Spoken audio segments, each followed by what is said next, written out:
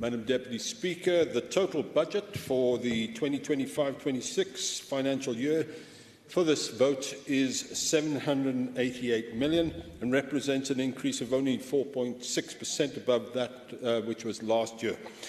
That being said, the Gauteng Provincial Treasury's budget makes up just 0.48% of the total provincial budget and has a relatively low impact as far as service delivery is concerned, which is the cornerstone of most of the budget speeches and the debates over the last 3 days.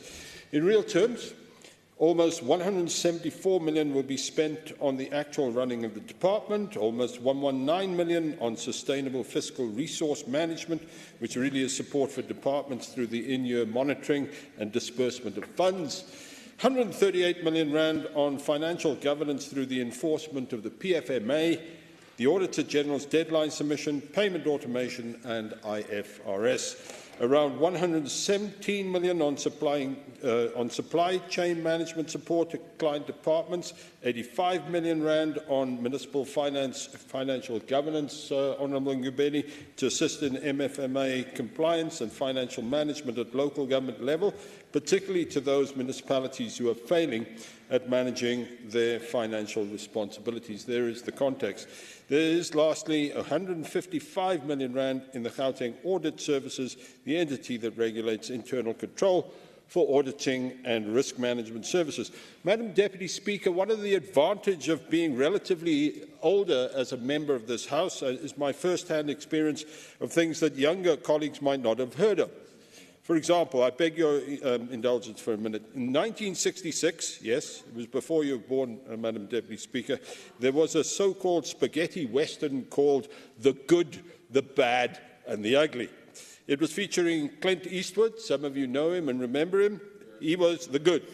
There was a guy called Lee Van Cleef. He was the bad. And Eli Wallach was the ugly. Madam Speaker, this budget can be divided into roughly the same 3 categories. So let's start off with the Eastwood side, the good part of the budget. The Gauteng Provincial Treasury has become a small and generally effective department within the Gauteng Provincial Government, mirroring to a large degree the efficiency of the DA Western Cape Treasury. It has managed to ensure 1.5 billion rand of own revenue has been added to the Provincial Revenue Fund, making this fund stable, albeit with the interest amount having diminished by R1 billion since 23-24, while the Provincial Revenue Fund has lost billions in previous years. At this point, I will not make mention of the e-tolls debt. Revenue enhancement strategies appear to be working, and we believe the Municipal Financial Support Programme is gaining impetus towards being effective in some areas as Treasury's help is bearing fruit, and the municipalities are grateful for the assistance and support they receive. There is a higher budget for the Gauteng Audit Services, which enables us to have a greater oversight, not less oversight, which is a definite step in the right direction. So far, so good. But moving on to the Van Cleef side of the equation, the bad side of the budget, we find over 1 billion rand deficit after the adjustment. This is of major concern because, as we all know, there will be the inevitable overspending by health, education and the Department of Infrastructure Development. In addition, interest came down by 1 billion rand. This means that we are dipping into the provincial reserves more and more to fund the big deficits we are exposed to primarily through the health department. Another Van Cleef issue is the Gauteng-owned bank and the Gauteng-owned pharmaceutical company. 3 million rand is still being paid to establish these 2 entities in the 25-26 financial year's budget, when in 2023, during his SOPA address, Premier Lesufi announced the establishment of both these entities in June of the same year. The then MEC for Finance, Jacob Mamabolo, was asked by the DA for a business plan and for progress reports. I asked for a focus intervention study on these entities because, to date, we are yet to see a business case, a funding model or plan, an organogram as to who will administer such a fund and where would the funding for such a venture come from.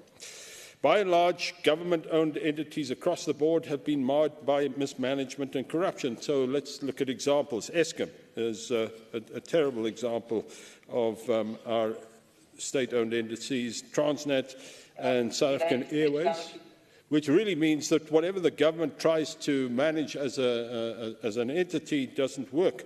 So there are just but a few examples of entities that have been mismanaged to the precipice of collapse. There is no assurance that a Gauteng-owned bank or a pharmaceutical company would not follow the same trajectory.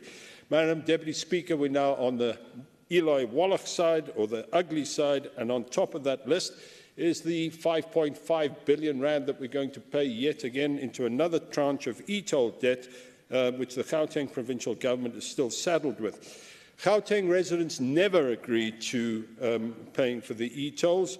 Premier Lesufi and the National Treasury agreed to their e-tolls as some kind of deal to try and wish it away for an election, yet it is the Gauteng residents that have had to foot the bill and will continue to be burdened by a debt that really should lie squarely at the feet of National Treasury. And so, Madam Speaker, as I end off, having said that there's a good side, and it's a big good side, I would like to just indicate that MEC Mahile should consider himself special. Because why?